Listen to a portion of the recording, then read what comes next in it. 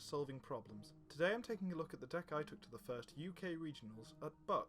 The deck is called House Arrest as it's mainly built around effects that move friends home, thus making your opponent work extra hard to do anything, all while you keep on confronting problems. Most of the cards in the deck can fit into 4 generalised categories that the deck really needs to work. The most important of these are the cards that move opposing characters. Spike Humdrum, Trixie Centre Stage, Twilight Ursa Vanquisher, Back Where You Began, Ponyville Emergency, Cutie Pox Scare and Interdimensional Portal are all dedicated to this. Next is the Events Matters cards. Princess Luna helps make friends for you so you can solve problems. Spike is a great recursion engine to keep you going, and Gyro Point Dexter makes it as if there's extra copies of every event in your deck. Then there are the cards that give you extra action token. Truffle Newsworthy gets you on by exhausting when an opponent moves a character, which will happen a lot, and Princess Twilight Sparkle cover to cover gives you on every main phase. And the final category is card draw. Twilight's Epiphany and Scope Things Out are there to just give you more cards and more choice. The last few cards don't fit into a specific category and are all singleton. Mayor Town Leadership and Special Beam Cannon are your generic resource hate cards. Aloysius Reshelver is a nice requirement filler card that you could replace with Sakura, but I prefer the Meticulous myself, and Starswell Research is just a solid card. And now I need to move on to the problem deck. Under Lock and Tree is your starting problem, because moving Twilight to it allows you to play over half your deck from the beginning of the game. The rest all have useful abilities.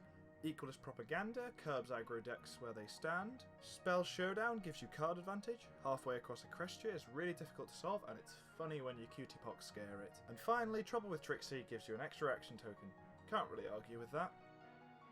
To give you a good idea of how the deck plays, I'm just going to go through the matchups I had at the regionals and how I played against them.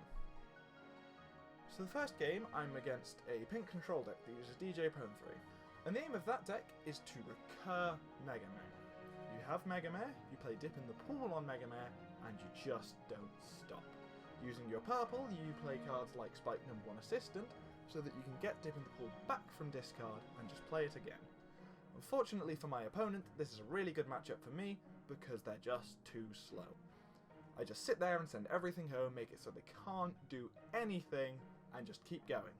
Anything that I really needed stays at home. Mega Mare only hits friends at problems. Then game 2, I encounter another pink control deck.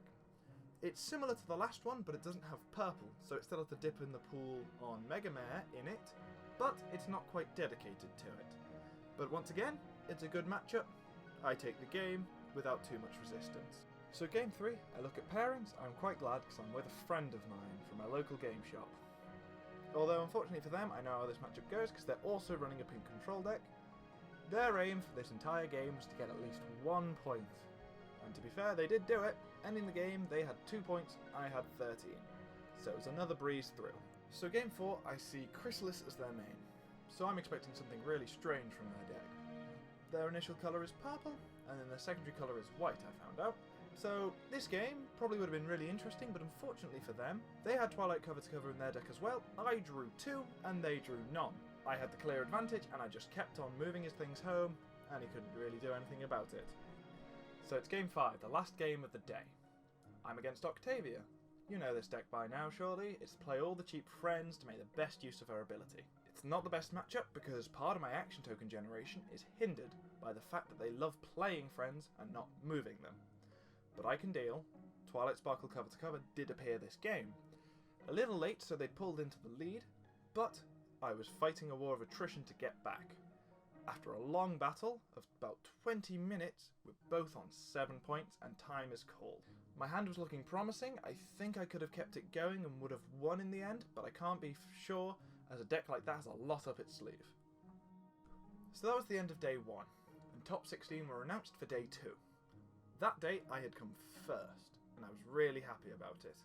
My other 2 friends that I came with had also made top 16, so I was really chuffed that we were all in day 2 together.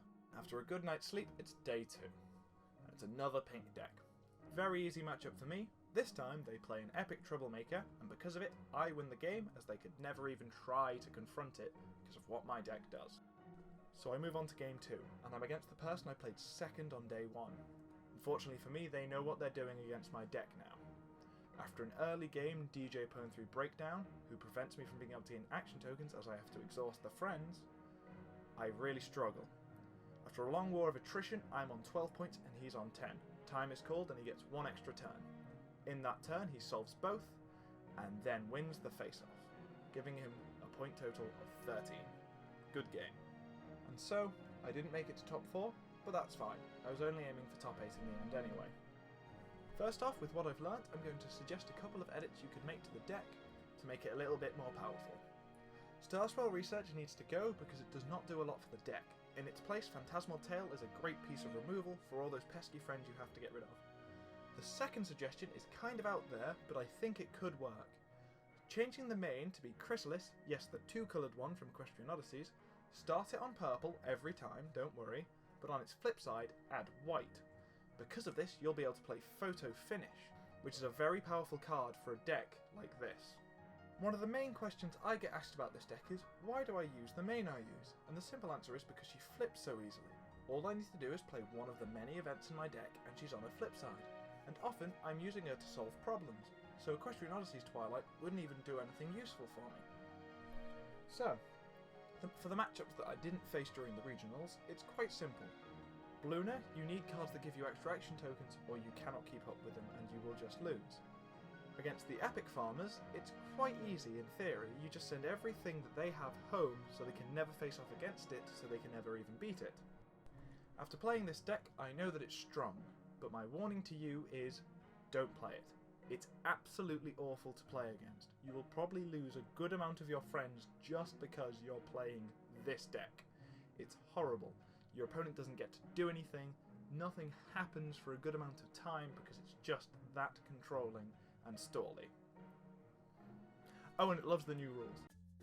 While I'm on the credits, can I just thank my local game shop group of friends for putting up with me testing this deck for the huge amount of months that I did for regionals, because I know it is really awful to play against.